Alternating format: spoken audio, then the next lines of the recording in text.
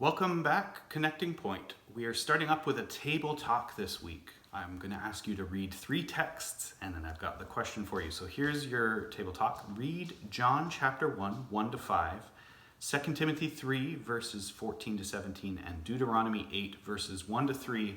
And then I want you to think about this question: what is the purpose of the Word?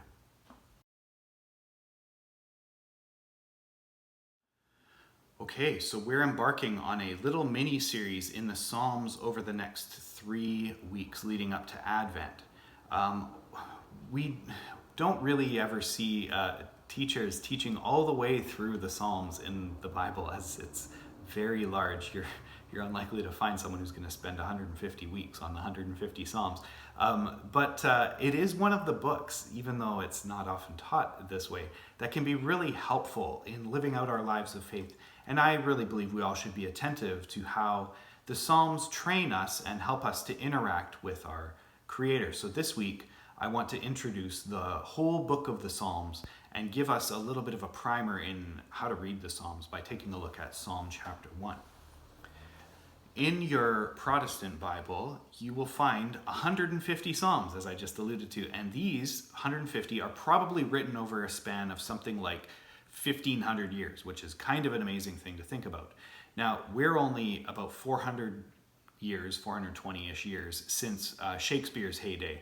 Now, Shakespeare, of course, is the greatest English author, but when you go to read him, it sometimes feels like you're reading a foreign language, even though it's not. I know my grade 8 and 9 students certainly feel like it's a foreign language.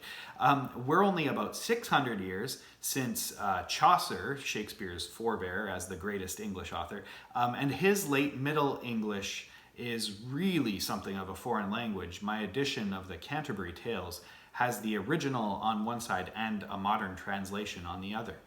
Now, think about then only 600 years and how much our language has changed.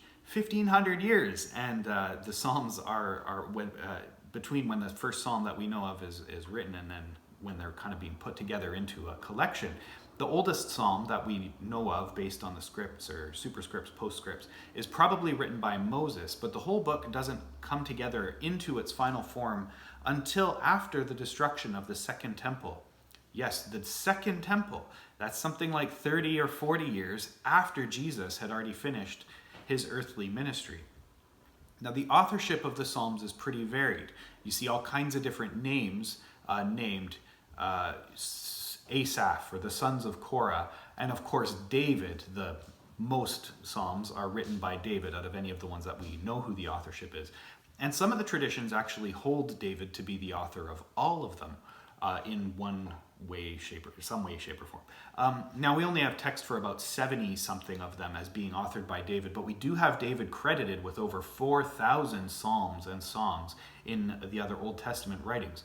So, the kind of the thing to notice about that all, though, is that regardless of who the specific author of each individual psalm was, David does seem to be a uniquely emblematic person for thinking about what it is that the Psalms are doing. David lived his life, and it's a life of incredible variety. In the course of his life, you can think about some of the things that he was: a forgotten youngest son, shepherd boy. He went from that to becoming a national hero, having killed Goliath. But then, having fallen out of favor with Saul, becomes a vagabond warlord, and he's eventually declared a traitor to his king. Then he becomes a usurper of the throne, perhaps unwillingly. Maybe that's the wrong way to think about it. You can read about David as the victorious ruler. You can also read about him as a murderer and an adulterer and a conspirator. You read about his failures as a father, and you read about his declining years where he's a bit of a washed up old fellow. Doing that study that we did a couple years back through 1st and 2nd Samuel, I was thinking again as I was preparing for the Psalms about what a strange book 1st and 2nd Samuel is, with how little it's interested in whitewashing David's life. David is not really presented much as the man after God's heart in any sort of consistent way. Really, where we see that is in the Psalms. And it's because of this very human author, this very human emblem of the attitude of the Psalms in King David, that I think the Psalms end up being such a valued collection in our Bibles. The Psalms are there to show us something like a record of how humans interact with God. I find the Psalms to be the most human book in the Bible in a lot of ways. You have, of course, some theology done in the Psalms, but it's not the main focus. It's more about how I'm interacting with God than thinking the right thoughts about God. You get some history in the Psalms, but again, that's more about recollection about how God has been present or maybe sometimes absent. And it's a very personal reflection, even amongst some of the national questions that it's engaging with. I think you see the same thing when you think about the prophecy that's involved in the Psalms. It's this very personal, national kind of a reflective thing. You also get this mix of some really beautiful, trusting moments with some really uncomfortable things when you read through the Psalms. Things like cries for vengeance or cries of, "Where are you, God?" to the God who the psalmist is trying to put his trust in, or gloating over a defeated enemy. The book is pretty unflinching in its portrayal of humankind. Kind of like that narrative in 1st and 2nd Samuel is unflinching about David. But what you end up seeing as you think about the whole corpus of these texts is a catalog of ways that humankind, and maybe David particularly, but humankind in general, has struggled with God. It's this very raw and real living out of the name of Israel, which of course means he who struggles with God. Thus, the way that the Psalms have been used traditionally represent this personal personal and national duality of what it means to be part of the people who struggle with God, right? An individual struggling with what it is to live a life of faith, as well as the participation in the group. Most commonly in our times, I think we see the Psalms used more individually as kind of prayers to pray or thoughts to meditate on. And you can think about some of the ones that are maybe the best for this. Think about Psalm 23, "The Lord is my shepherd, I shall not want." Or maybe Psalm 139, "Where can I run from your presence, Lord? You are with me always." But in the early forms, the Psalms are used as something of a hymn book for corporate worship in the temple, for the people who show up to temple to participate in worshiping Yahweh. And though the Psalms would have been used somewhat in personal devotion as well, and increasingly, once you have more literacy and once you have the emerging synagogue culture, you don't have the focal point of the temple so much anymore. The Psalms only really become more widely used as personal prayer book following the destruction of the Second Temple by the Romans in the 1st century AD. Now today, you will still find many worship choruses and hymns that borrow little bits or ideas from the Psalms. And that's one of the things that Nicole and I have really tried to plug into with some of the songs that we've written. We're going to be taking some time in the next couple weeks to look over some of the songs that we've written for our album that we just released. But one of the things that we really wanted to do is to connect our worship practices with that lineage, with seeing ourselves as following in the footsteps and benefiting from the experiences of David, or the other guys that we think about, Peter or Moses or Daniel or some of these other men and women who struggled with the Lord, but who ultimately lived lives of faith that are worth internalizing. Now, despite our technologically novel times, I really think that the fundamental issues of humanity, the issue that we fall short of God's call and purposes, that he then provides a way and makes a path for us to be restored and reconciled with him, and then to experience that with each other as well. This is no different than it's ever been. And it is wisdom itself to allow one's imagination and mindset to be submitted to the struggles of these heroes of the faith. Now, as far as how Psalm 1 fits in, which is going to be the topic that we're looking at today, is the first psalm. Psalm 1 and 2 act a little strange in the whole corpus of the Psalms. They don't fit into the 5 sub-books of the Psalms. Now, in some of your Bible translations, you'll see Book 1 written before Psalm 1, but most of the time you'll see it written before Psalm 3, and you see Book 1 or Psalm 1 and 2 kind of partitioned off as a bit of a prologue. So it is unclear when exactly Psalms 1 and 2 were written. Some have speculated that it is as late as the 1st century AD. Others have suggested during the time of Ezra, or after the exile, when the Second Temple is kind of getting running. The Old Testament is kind of being brought together towards its final form. Whatever the exact answer is, these two Psalms act as an introduction to the rest of the Psalms. They set out the major themes that you're going to see throughout the Psalms. They orient us to what we can expect from them. So Psalm 2 being the longer one, and me not wanting to give you a history lesson again next week, we're going to spend a little more time on it next week specifically, and how the Psalm 1 and 2 interact with each other, because they actually form a coherent whole as well between the two of them. So I want to get us into the first Psalm, finally, and then I'm going to have us do 2 table talks in quick succession. And so today I'm going to be reading from the ESV, as I do especially enjoy the poetical flow and word choices for the Psalms that they've selected for this translation. So here we go. Psalm 1. Blessed is the man who walks not in the counsel of the wicked, nor stands in the way of sinners, nor sits in the seat of scoffers, but his delight is in the law of the Lord, and on his law he meditates day and night. He is like a tree planted by streams of water that yields its fruit in its season, and its leaf does not wither. In all that he does, he prospers. The wicked are not so, but are like chaff that the wind drives away. Therefore the wicked will not stand in the judgment, nor sinners in the congregation of the righteous. For the Lord knows the way of the righteous, but the way of the wicked will perish. Okay, table talk number 1. What theme or themes did you notice as you read through Psalm 1?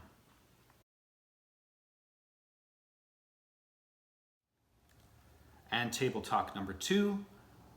Was there anything about the specific language choices that caught your attention as you read the psalm?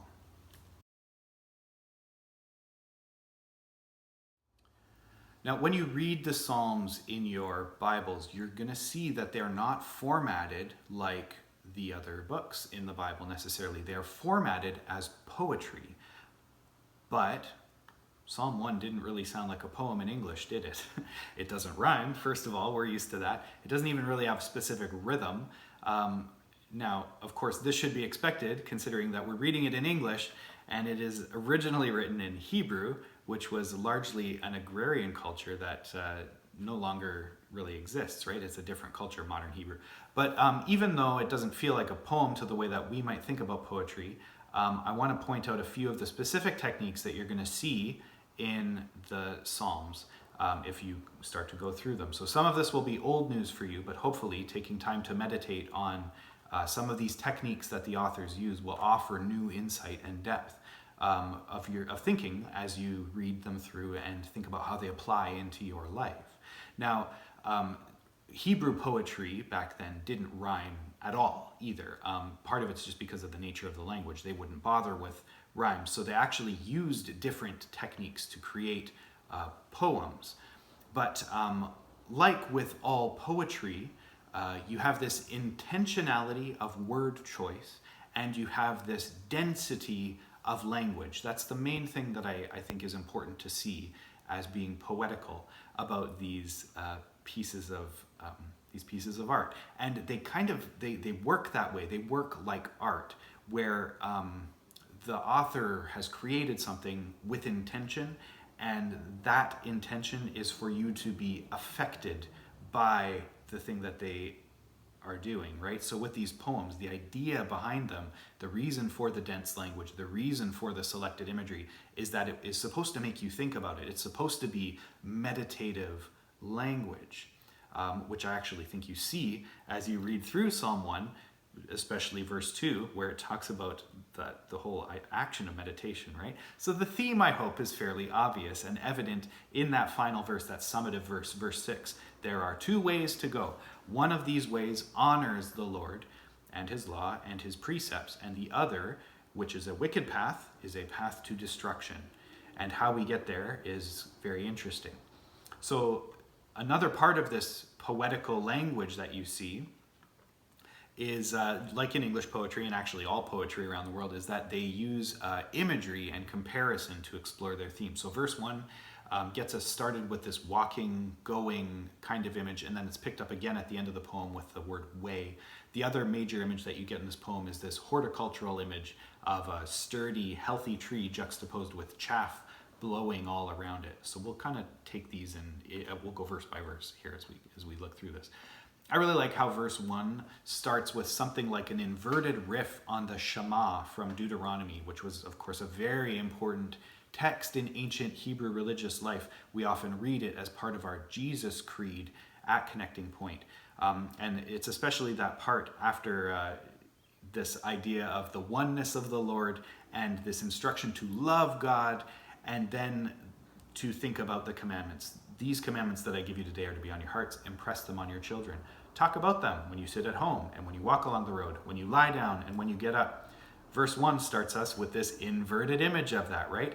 This counsel of the wicked, the way of the sinners, and the seat of the scoffers. And we have this mixture of postures into that language as well, which is kind of interesting, right? The sequencing of the postures and the behavior of these different people in the different postures offers something like a reflection on an acceleration of moral decay. And it's quite artful in how he does this, right? First, we're walking through the counsel of the wicked, or walking in the counsel of the wicked. So we're hearing wickedness, but we're moving through it. It's transient, it's moving past or around or something like that.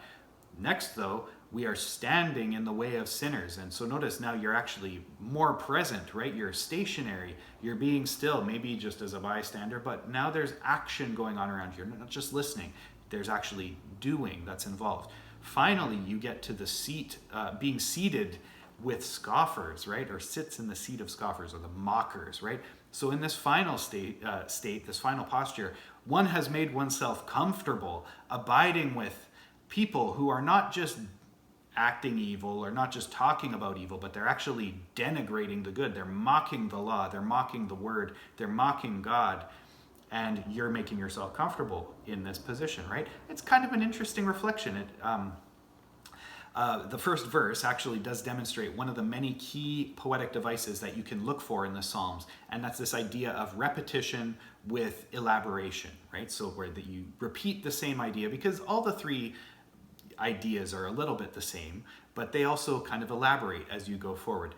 Tim Mackey from the Bible Project says that even though the words don't rhyme in Hebrew poetry, you're going to see the ideas rhyming very frequently, and there's very deliberate method in how the author will rhyme their ideas as they go about asking you to meditate on these ideas, because the sequence and the techniques are they're inviting you into this meditative kind of attitude.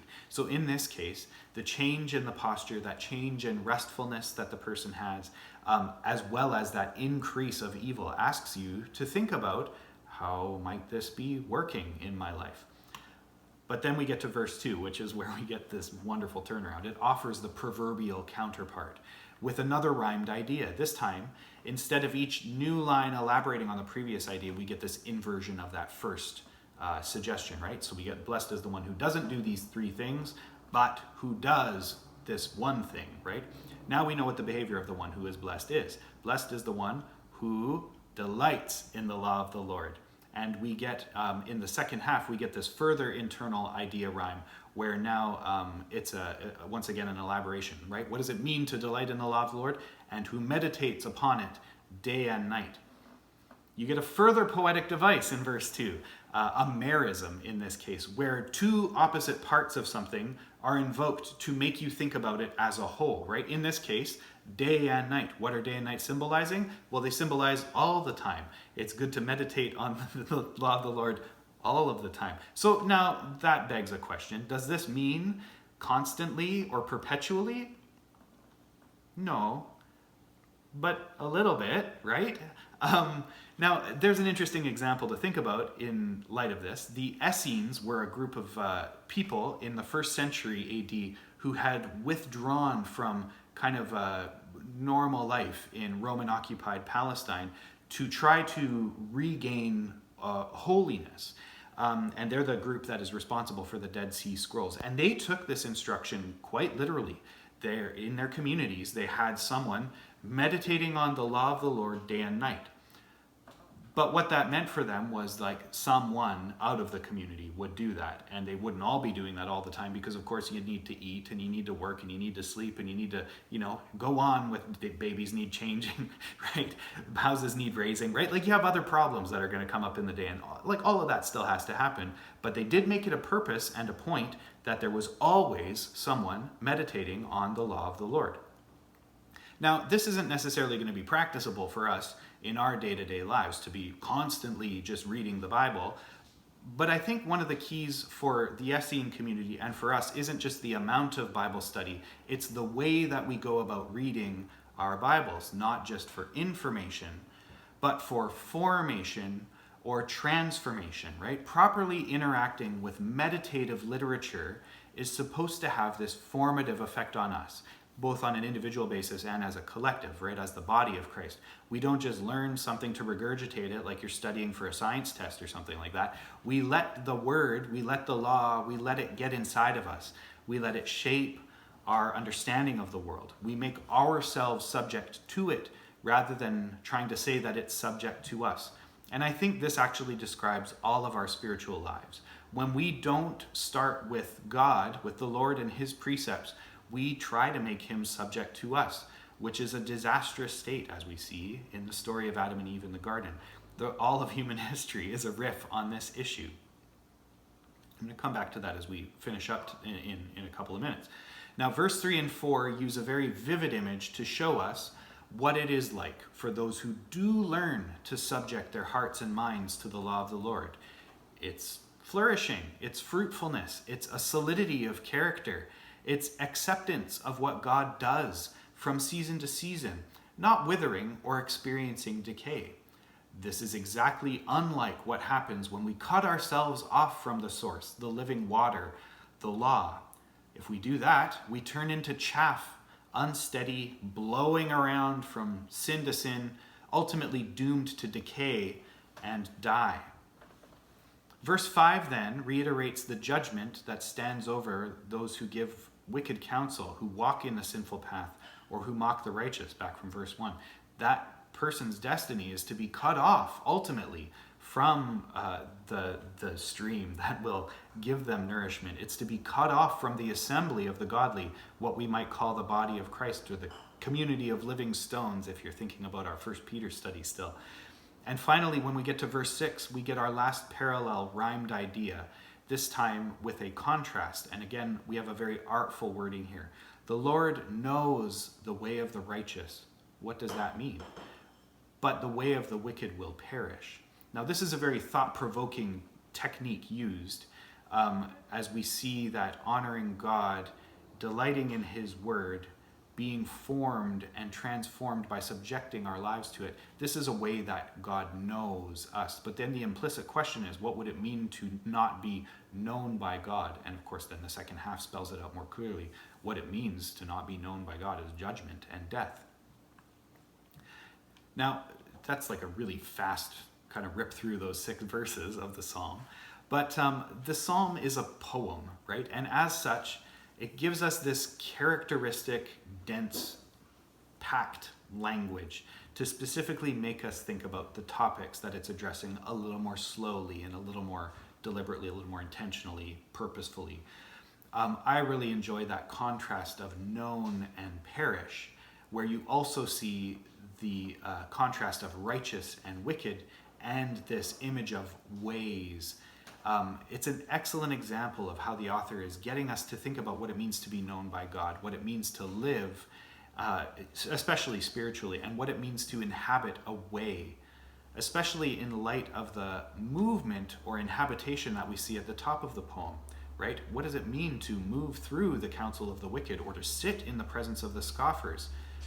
Bad, right? But what does it mean then to sit in the presence of the Lord, to move through the counsel of the righteous? Meditate on this day and night.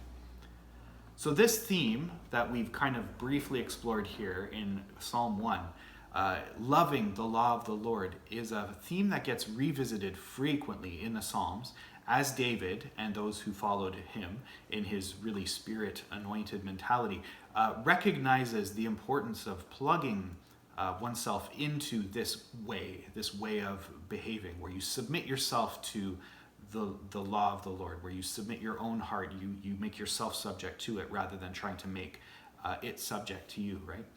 Relinquishing command over your own life, right? Submitting to the good, the true, the beautiful, the virtuous ways that God prescribes.